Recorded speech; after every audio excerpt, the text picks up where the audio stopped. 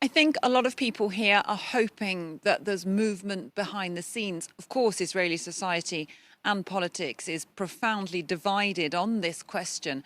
But there's a sense in which, even when Netanyahu comes out saying that to accept the Hamas proposals for a framework deal would be to surrender to the ludicrous demands of Hamas, kind of left the door a slightly open or ajar for agreement on another deal. So not the opening gambit from Hamas, if you like, but perhaps other things. And talks are continuing. A Hamas delegation travelled to Cairo in Egypt this Thursday to try and get some of this boiled down into perhaps points that Israel could accept. And there's the pressure that's been continuing. Every time I've been out here reporting, you hear so much from the families of the hostages who are getting increasingly desperate, various political voices, people saying, look, we have to do some kind of deal. This is not realistic.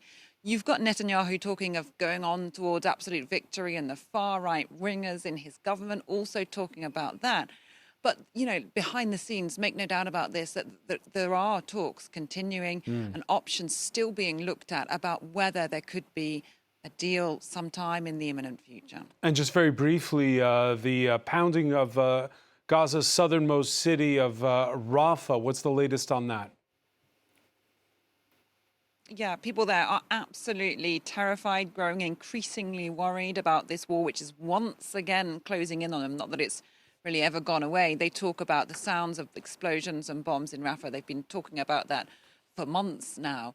People who fled there have fled multiple times, been displaced. And, people saying they've got nowhere left to run. So if the Israeli army does push further south into Rafah, then that could be catastrophic for them there, not only in terms of the devastation for the civilian population, which has already, many of them have had their homes already destroyed, but what it could mean for the delivery of aid. That aid has been coming in through the Egyptian border with Rafah after being inspected by Israeli troops. But that's where it's been coming in through. So that would make the humanitarian situation even more precarious.